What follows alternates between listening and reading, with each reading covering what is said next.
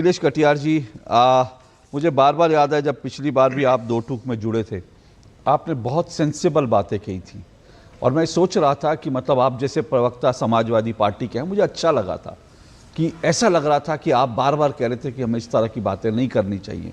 और मुझे वास्तव में उस दिन आपसे बात करके आपकी भावनाओं को जानकर बहुत गर्व की अनुभूति हुई थी। मुझे वास्तव में लगा था भारत एक है।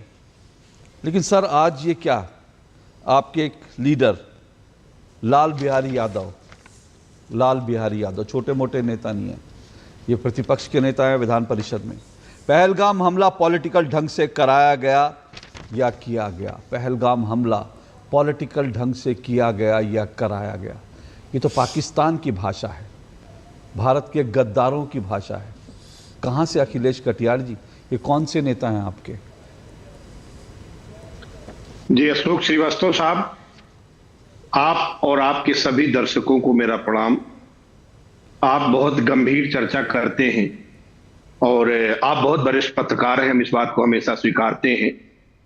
लेकिन मैं 3-4 दिन से जो टीवी पे बहस देख रहा हूं, हमको लगता है कि जो सुरक्षा में चूक हुई उसके लिए भी अपोजिशन जिम्मेदार है।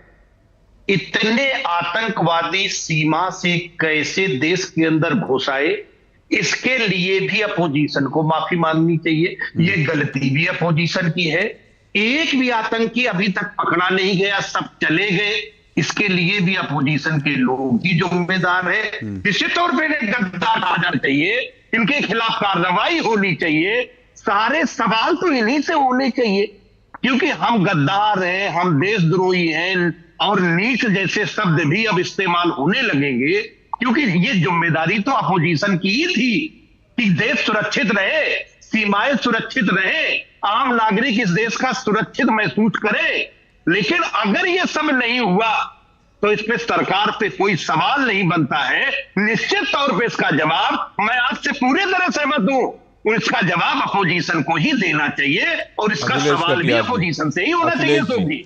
अखिलेश जी, हम इस देश में जो बड़े मुद्दे आज खड़े हैं, अंतरराष्ट्रीय स्तर पे भारत को कितना समर्थन मिल रहा है, हमें हमारे साथ कौन लड़ना चाहता है, किससे हमें लड़ना है, हमें देश को एक साथ खड़े होके आज पाकिस्तान को जवाब देना है। अशोक साहब, उस समय हमसे कहीं चूक ना हो जाए।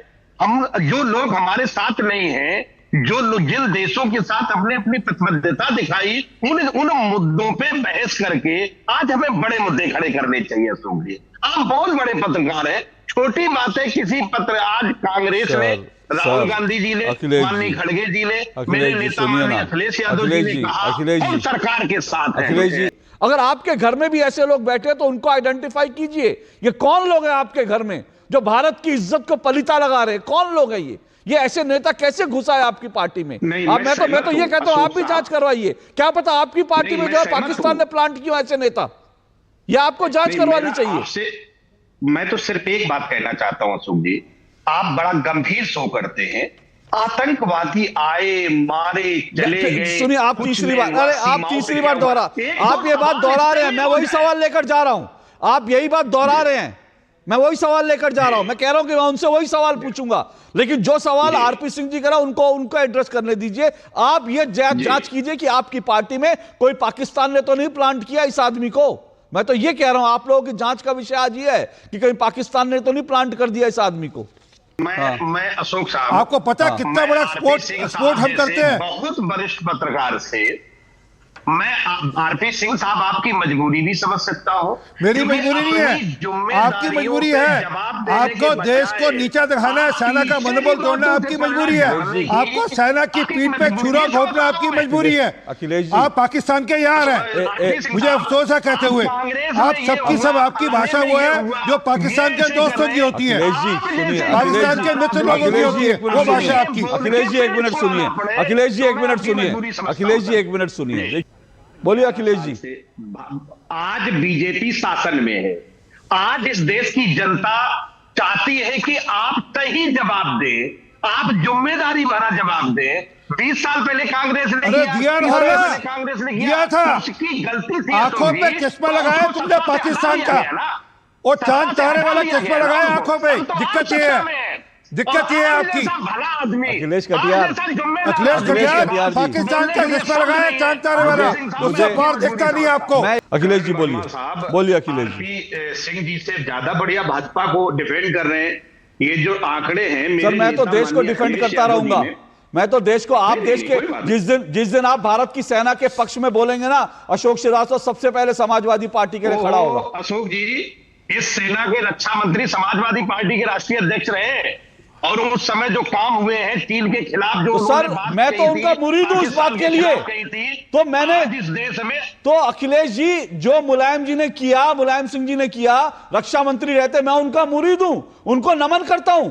लेकिन आप लोग सेना पर सवाल उठाएंगे, कहेंगे भारत में प्रोडक्शन नहीं होता, तो मैं उनका मुरीद रहूंगा क्या? आंकड़ों के तहत झूठ है वो तो बात। बोल तो लेने हाँ बोलिए ना, बोल लेने दीजिए, बोलिए बोलिए।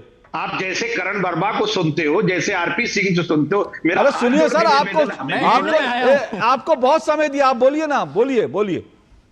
मेरे नेता माननीय अखिलेश यादव जी ने कहा कि आपने कॉरिडोर बनाया यूपी में, जो बुंदेलखंड में 10 साल हो गए, 11वां साल चल रहा है इस सरकार को, और वहां एक भी यूनिट प्रोडक्शन में नहीं है। किसानों की जमीन आपने खेती करने से और छीन ली, और अगर इस पे सवाल खड़ा कर दे 11 साल अपने देश में सवाल किया, एक बात हो जाए, हाँ बोलिए। तो आप जो है उस बात पे अगर 1-2 यूनिट आपने शुरू कर दी होगी, 99% नहीं शुरू की, तो आप उसको गिनाने लगोगे, क्योंकि उस बात के लिए वो आप शर्मिंदा भी नहीं हो कि ये गलत बात है।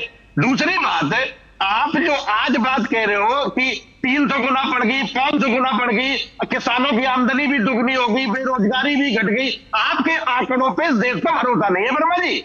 आप तो आंकड़े 24 घंटे यही सुनाते रहते हो, लेकिन जमीन के हालात बहुत खराब है। एक बात कहूंगा, लोग अपोजिशन का एक भी नेता देश के ना खिलाफ है ना सेना के खिलाफ है, सभी अपोजिशन सुतली बम का बयान क्या था? सर मेरे पास समय कम है। वो सुतली बम वाले बयान के बारे में क्या कहना है? सही जवाब 30 सेकंड, सही जवाब 30 सेकंड, सिर्फ 30 सेकंड, सही जवाब।